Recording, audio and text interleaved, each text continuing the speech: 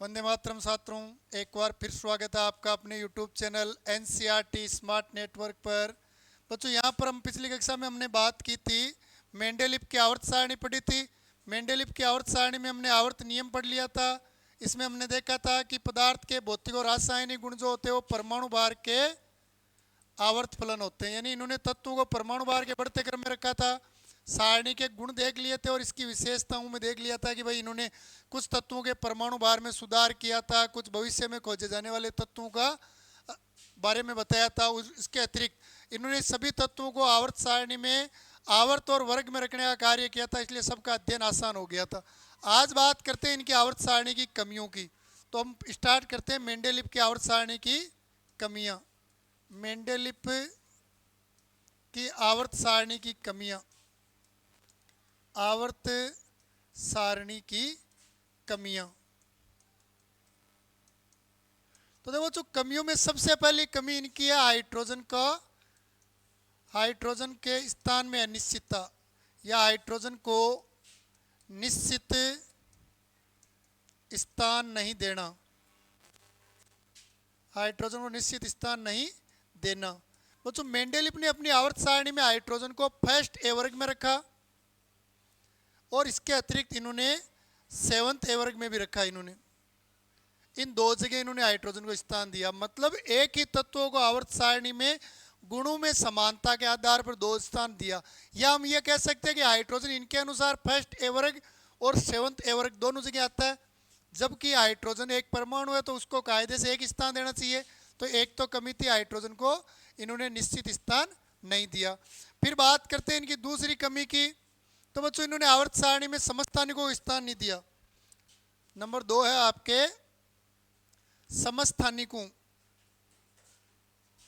समस्थानिकों को स्थान नहीं दिया। इन्होंने आवर्त सारणी में समस्थानिकों को स्थान नहीं दिया। और देखो, इन्होंने देने के लिए इनके पास क्या था, इन्होंने कहा था भाई तत्वों को परमाणु भार के बढ़ते क्रम में रखेंगे। अब परमाणु भार के बढ़ते क्रम में रखें तो देखो, हाइड्रोजन के हम समस्थानिकों की बात करें तो एक तो होता है प्रोटियम, एक होता है आपके ड्यूटेरियम और एक होता है ट्राइटेरियम। तो देखो, इन तीनों को देखें तो ये तो इनका क्या है, परमाणु क्रमांक, और ये क्या है, परमाणु भार। और इन्होंने तत्वों को परमाणु भार के बढ़ते क्रम में रखा। मतलब 1 नंबर पर इसको रख दिया और 2 नंबर पर इन्होंने हीलियम को रखा। मतलब 2 नंबर पर ये आ नहीं सकता। 3 नंबर पर लिथियम को रखा, ये भी नहीं आ सकता। मतलब इन्होंने आवर्त सारणी में एक स्थान पर एक ही तत्व को स्थान दिया, उसके और जो समस्थानिक है प्रकृति में उनको स्थान नहीं दिया। तो ये इनकी आवर्त सारणी का दूसरा फेलियर था।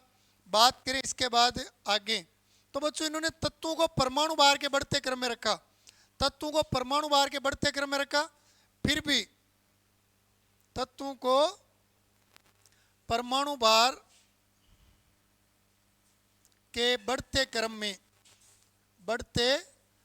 में रखने के बाद भी कुछ अधिक परमाणु भार वाले तत्वों को परमाणु भार वाले तत्वों को पहले स्थान दिया। यानी इन्होंने खुद ने तत्वों को परमाणु भार के बढ़ते क्रम में रखा। मतलब जिसका परमाणु भार कम है उसको पहले रखा और जिसका परमाणु भार ज्यादा उसको बाद में रखा। तो उस हिसाब से देखें तो आर्गन और पोटेशियम को, आर्गन जो होता है इसका होता है लगभग आपके 39.9 के आसपास और इसका 39.1। तो देखो, इस हिसाब से देखें तो आवर्त सारणी में पहले कौन आना चाहिए, पोटेशियम, और बाद में कौन आना चाहिए, आर्गन। जबकि इन्होंने आवर्त सारणी में पहले किसको रखा, आर्गन को पहले रखा और पोटेशियम को क्या रखा, बाद में। मतलब खुद के द्वारा बताए गए मेन पॉइंट पर ये खुद भी कायम नहीं रह सके। ऐसे और भी तत्व है। इन्होंने आयोडीन और टेलुरियम की बात करें तो इन दोनों को स्थान दिया, जबकि परमाणु भार इसका ज़्यादा होता है, इसका क्या होता है, कम होता है। फिर भी पहले टेलुरियम को रखा, सॉरी यहाँ पर टेलुरियम नहीं, 1 मिनट देखो, ये TL नहीं है, TE है, इसको नीचे लिख देता हूँ। चलो मैं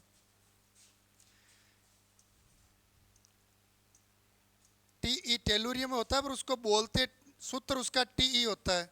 आयोडीन से पहले रखा, जबकि परमाणु भार इसका अधिक है और इसका परमाणु भार क्या होता है, कम। इसी प्रकार बच्चों कोबाल्ट और निकल में कोबाल्ट को पहले रखा, निकल को बाद में रखा, जबकि परमाणु भार अधिक किसका होता है? कोबाल्ट का होता है, और निकल का परमाणु भार क्या होता है? कम। फिर भी कोबाल्ट को पहले रखा, यानी खुद ने कहा था कि तत्व को परमाणु भार के बढ़ते क्रम में रखेंगे, लेकिन कुछ असंगत आपके वर्ग है या असंगत युग्म है जहां इन्होंने अपनी बात को कायम नहीं रखा। तो ये इनकी तीसरी महत्वपूर्ण कमी थी। इसके बाद बात करें तो बच्चों इन्होंने असमान असमान गुणों वाले असमान गुणों वाले तत्वों को समान वर्ग में रखा, समान वर्ग में रखा। ये इनकी और कमी थी कि इन्होंने बिना किसी आधार के, बिना किसी समानता के असमान गुणों वाले तत्वों को भी एक ही वर्ग में रख दिया। जैसे देखो अपने एक तो सोडियम है, और सोडियम वर्ग में इन्होंने रख दिया कॉपर को, केवल संयोजी इलेक्ट्रॉन के आधार पर। इसके भी एस में एक इलेक्ट्रॉन होता है, और इसके भी एस में एक इलेक्ट्रॉन होता है, इसके 3s में 1 होता है, और इसके 4s कक्षक में एक इलेक्ट्रॉन होता है। केवल ये एकमात्र समानता है, और फिर भी इनको रख दिया। जबकि सोडियम जो है ये अधिक क्रियाशील होता है। इसमें से कोई सा भी ले सकते हो, जैसे आप पोटेशियम वर्ग भी ले सकते हो यहाँ पर। और कॉपर जो होता है ये कम क्रियाशील होता है, फिर भी इनको एक ही वर्ग में व्यवस्थित कर दिया। तो ये इनका एक मोटा फेलियर था कि बिना समानता के भी तत्वों को एक ही वर्ग में रख दिया। इसके अलावा समान गुणों वाले तत्वों को अलग अलग वर्ग में रखा, समान गुणों वाले तत्वों को भिन्न भिन्न वर्ग में रखा, भिन्न भिन्न वर्ग में रखा। और जिनमें समानता थी, जैसे प्लेटिनम और आपके ओरम जो होते हैं, इन दोनों के गुणों में समानता होती है, और आधुनिक आवर्त सारणी में दोनों एक ही वर्ग में आते हैं, फिर भी इनको अलग अलग वर्गों में रख दिया। तो ये इनकी आवर्त सारणी की कुछ कमियां थी। हाइड्रोजन को स्थान नहीं देना, समस्थानिकों के लिए स्थान नहीं रखना, अधिक परमाणु भार वाले तत्वों को पहले रखना, बिना किसी आधार के अलग अलग गुण वाले तत्वों को समान वर्ग में रख देना, और समान गुण वाले तत्वों को अलग वर्ग में स्थान देना। इसके अलावा भी देखें तो इन्होंने लेंथेनॉइड और एक्टिनॉइड के लिए कोई स्थान व्यवस्थित नहीं किया। इनकी आवर्त सारणी में अक्रिय गैसों के लिए भी कोई जगह नहीं थी। तो ये इनकी कुछ कमियां थी मेंडेलीव की आवर्त सारणी की। ठीक है, अब बच्चों इसके बाद स्टार्ट करते हैं हम आधुनिक आवर्त सारणी।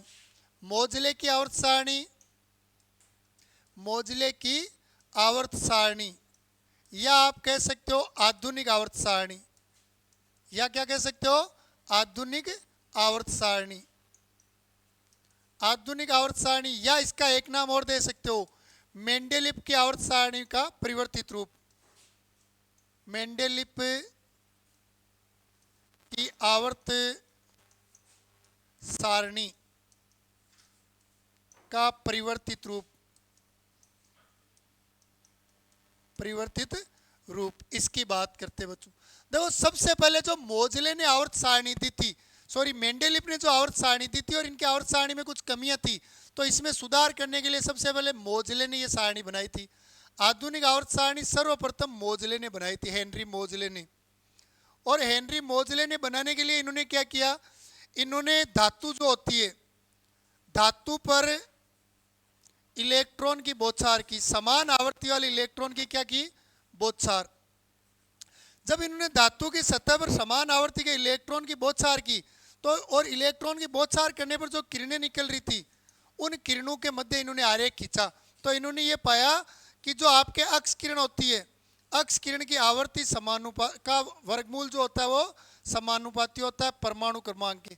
मतलब इन्होंने कुछ इलेक्ट्रॉन्स की अलग अलग धातुओं की सतह पर बौछार की, और जब धातुओं की सतह पर बौछार की तो प्रत्येक धातु की सतह से इलेक्ट्रॉन वापस, जब इलेक्ट्रॉन के टकराने से जो किरणें निकल रही थी, उन किरणों का अध्ययन करने पर हर बार इन्होंने ये पाया कि उन किरणों की आवर्ती जो होती है वो उस धातु के परमाणु क्रमांक के वर्ग के समानुपाती होती है। या इसको हम ऐसे बोल सकते हैं कि उन किरणों का जो आवर्ती का वर्गमूल होता है वो परमाणु क्रमांक के क्या होता है? समानुपाती होता है। और इस आधार पर फिर इन्होंने क्या नियम बनाया, इन्होंने नियम दिया कि हम तत्वों को आवर्त सारणी में परमाणु भार के बढ़ते क्रम में न रखकर और परमाणु क्रमांक के बढ़ते क्रम में क्या किया, इन्होंने व्यवस्थित किया।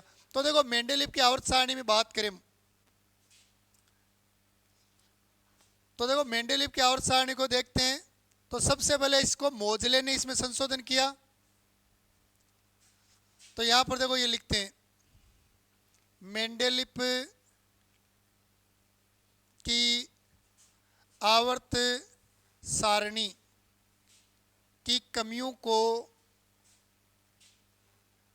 को दूर करने के लिए मोज़ले ने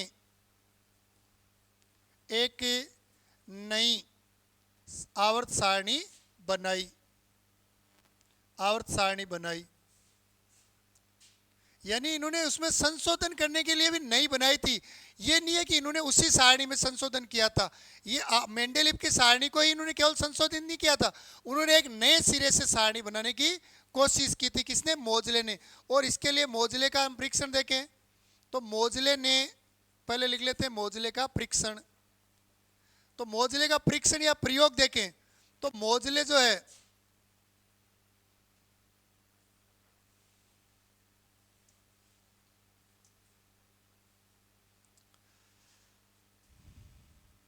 मोज़ले ने समान आवर्ती के इलेक्ट्रॉन की बौछार विभिन्न या भिन्न धातुओं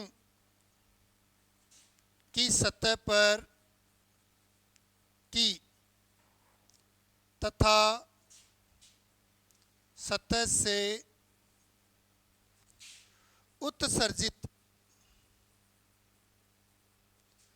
अक्स किरणों का अध्ययन किया। तो इन्होंने काम तो क्या किया? इन्होंने इलेक्ट्रॉन की धातु की सतह पर बौछार की, अलग अलग धातु ली, किसी एक ही धातु पर नहीं की, भिन्न भिन्न धातुओं की सतह पर समान आवर्ती के इलेक्ट्रॉन को टकराया। क्योंकि अगर धातु समान रखें तो भी अपने को रिजल्ट प्राप्त नहीं होना। तो पहले इन्होंने जब एक धातु में निष्कर्ष निकाला तो इन्होंने चेक किया क्या दूसरी धातु में भी यही रिजल्ट प्राप्त होगा। तो इलेक्ट्रॉन की आवर्ती बिल्कुल सेम रखी, धातु अलग रखी, तो उन्होंने जो निष्कर्ष निकाला, अध्ययन किया, तो देखो इनसे जो निष्कर्ष प्राप्त हुआ वो लिखते हैं। तो मोज़ले ने पाया कि अक्स किरण की आवर्ती का वर्गमूल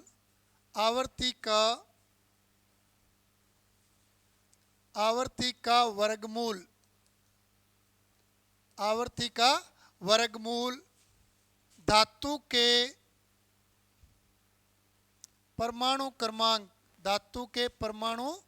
क्रमांक के समानुपाती होता है। ये इन्होंने निष्कर्ष निकाला। यानी इनका ये नियम लिखे तो ये न्यू का वर्गमूल समानुपाती होता है अपने जेड। ठीक है, जहाँ ये लिख लेते हैं न्यू तो आपके क्या है? न्यू बराबर है आपके अक्स किरण की आवर्ती है। और बात करें हम जेड की तो धातु का परमाणु क्रमांक है, तो ये इन्होंने क्या किया? परीक्षण किया। और वो जो इस परीक्षण से इन्होंने निष्कर्ष जो निकाला वो निष्कर्ष था, इन्होंने ये बताया कि भाई तत्वों को अगर हम परमाणु क्रमांक के बढ़ते क्रम में रखें तो ऑटोमेटिक आवर्ती फलन पाई जाएगी। तो देखो परीक्षण का निष्कर्ष लिख लेते हैं। मोज़ले परीक्षण का निष्कर्ष लिख लेते हैं। मोज़ले परीक्षण का निष्कर्ष तो ये लिख देते हैं इसमें अंडरवुड न्यू समानुपाती जेड के आधार पर मोज़ले ने बताया कि तत्वों के भौतिक एवं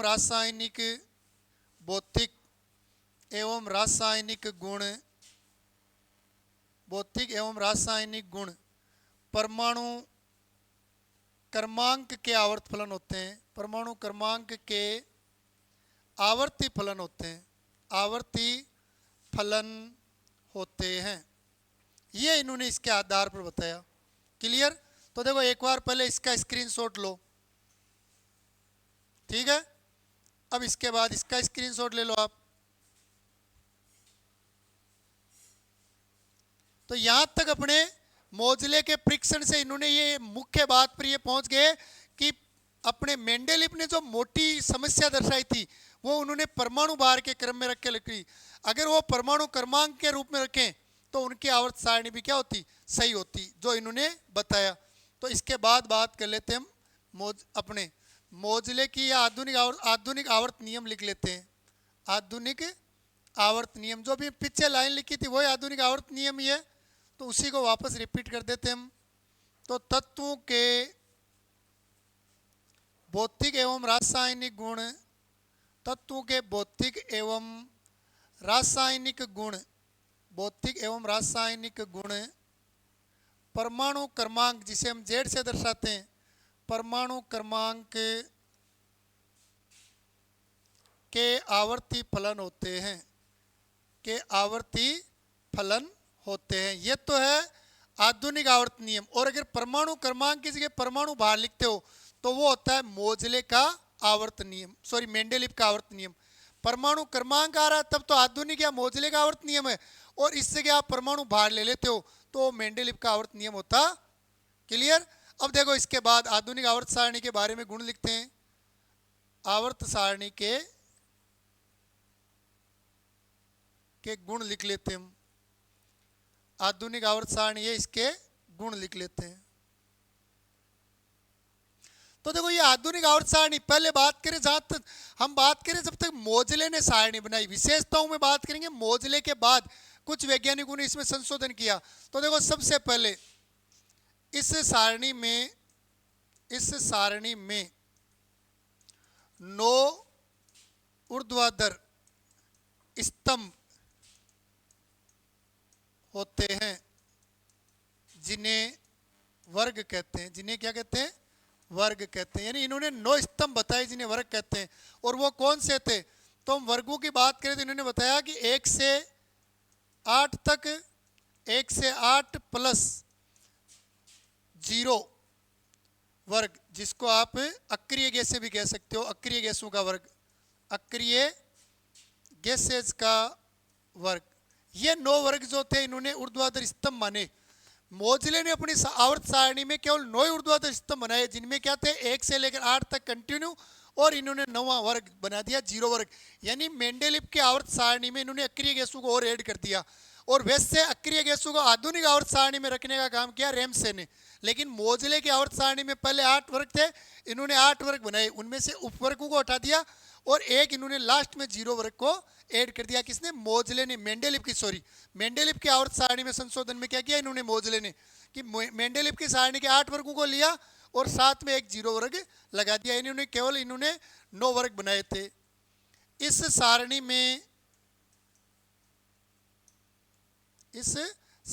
में 36 पंक्तियों की संख्या, 36 पंक्तियां 7 होती है, 36 पंक्तियां 7 होती है, जिन्हें आवर्त कहते हैं। जिन्हें क्या कहते हैं, आवर्त कहते हैं, जिनको आवर्त कहते हैं। और अभी मैंने बताया वो चीज लिख देते हैं। अक्रिय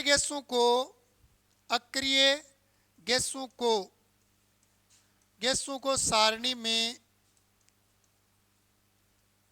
स्थान रेमसे ने दिया। स्थान रेमसे, एक वैज्ञानिक है रेमसे, जिन्होंने अक्रिय गैसों के बारे में बताया था।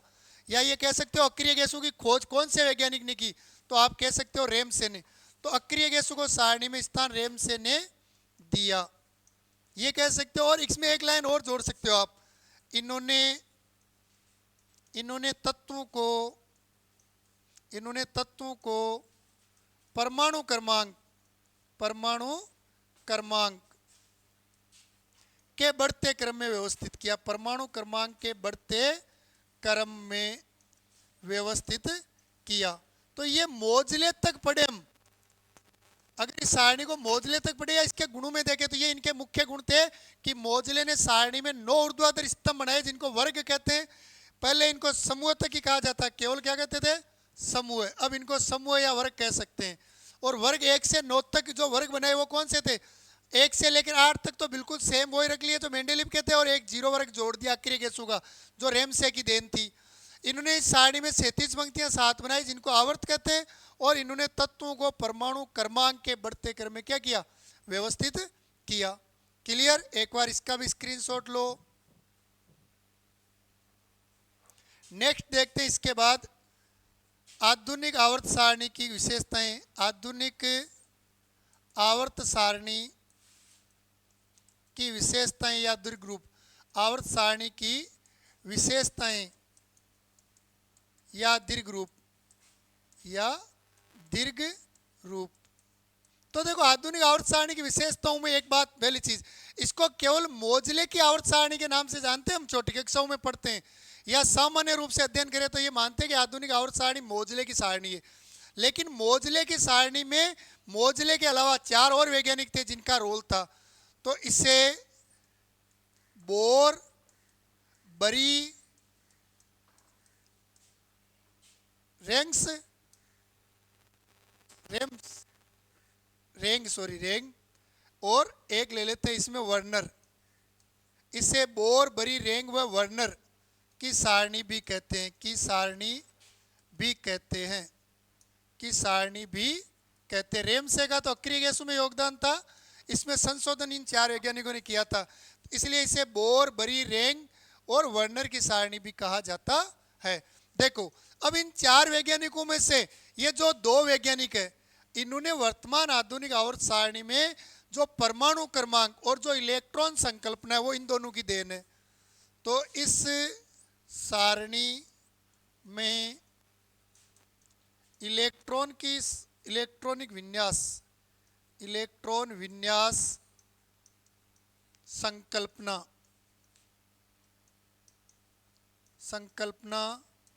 एवं परमाणु क्रमांक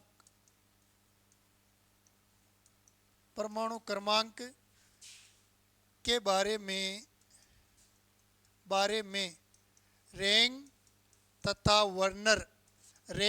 वर्नर ने बताया। और जब आप आगे 12th क्लास में उपसंयोजन संख्या वाला पाठ पढ़ते हो तो वहां वर्नर का सिद्धांत भी पढ़ते हो, जहां आपको पता चलता है कि इन्होंने संयोजकताओं के बारे में कैसे बताया। तो इस सारणी में इलेक्ट्रॉनिक विन्यास, संकल्पना और परमाणु क्रमांक के बारे में रेंग और वर्नर ने बताया, और शेष व्यवस्था जो है वो बोर और बरी ने।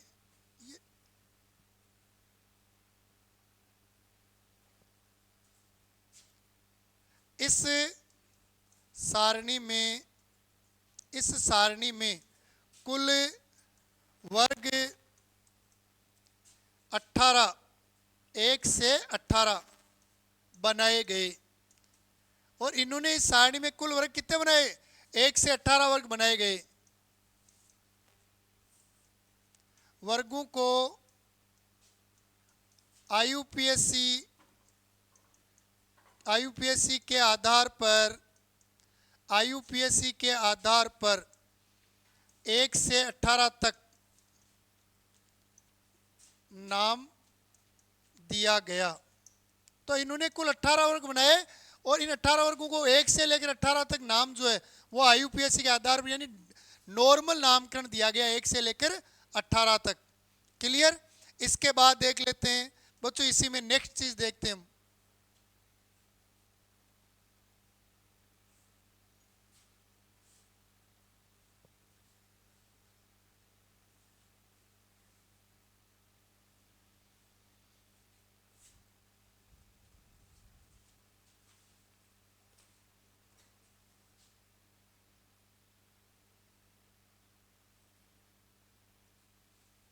देखो इसमें एक चीज छोटी सी वापस चेंज करता हूं। देखो ये यहाँ पर इस सारणी में जो इलेक्ट्रॉन संकल्पना और परमाणु क्रमांक के बारे में, इन दोनों ने तो इस सारणी में आगे तत्वों को व्यवस्थित किया था। एक बार वापस चेक करते, देखो इसको, इस सारणी में इलेक्ट्रॉन विन्यास संकल्पना और परमाणु क्रमांक के बारे में, इलेक्ट्रॉन विन्यास संकल्पना एवं परमाणु क्रमांक के बारे में बोर और बरी ने बताया था, बोर बरी ने बताया। और तत्वों को व्यवस्थित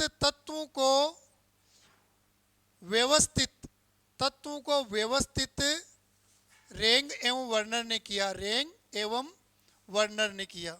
यानी वर्नर ने संयोजकता के बारे में बताया था, इन्होंने इलेक्ट्रॉनिक विन्यास और परमाणु क्रमांक के बारे में बोरबरी ने बताया, जबकि तत्वों को व्यवस्थित रेंग और वर्नर ने किया संयोजकताओं के आधार पर। ठीक है, इस सारणी में कुल 18 वर्ग या समूह है, वर्ग है। वर्गों को IUPAC ने 1 से 18 तक नंबर दिए। यानी इनको रोमन संख्या में नंबर नहीं देकर जनरल रूप से 1 से 18 तक नंबर दिया गया, और वो देने का कार्य किया IUPAC ने। क्लियर? यहां तक एक बार स्क्रीनशॉट लो। देखिए इसमें 2 पॉइंट और लिखेंगे, इसको एडजस्ट करते हैं पेज को। देखो इसमें नहीं, आगे देखते हैं। तो अगर हम बात करें दीर्घ रूप की, आवर्त सारणी के दीर्घ रूप में देखें तो ये अपने जो वर्ग है, इन वर्गों को देखते हैं। तो देखो वर्गों को पहले अपने और वर्तमान में वर्ग, वर्तमान सारणी में वर्ग देखें, और अपने नॉर्मली सामान्य मौजूलियत के अनुसार वर्ग देखें, या पहले वर्ग देखें, पहले वर्ग, इन दोनों में संबंध देखें हम दीर्घ रूप में। तो देखो दीर्घ रूप में यानी वर्तमान रूप, दीर्घ रूप तो हम कह सकते हैं मौजूलियत और आधुनिक रूप कह सकते हैं वर्तमान में वर्नर, इन सब के बारे में। तो इन दोनों के वर्गों में संबंध देखें तो देखो ये बहुत महत्वपूर्ण पॉइंट है अपने।